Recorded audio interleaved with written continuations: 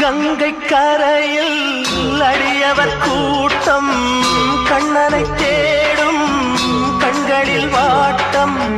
கோகுல கண்ணன் வரம் தருவானா? கோபிய சூழ இனி வருவானா? கங்கை கரையில் அடியவர் கூட்டம் கண்ணனை தேடும் கண்களில் வாட்டம்.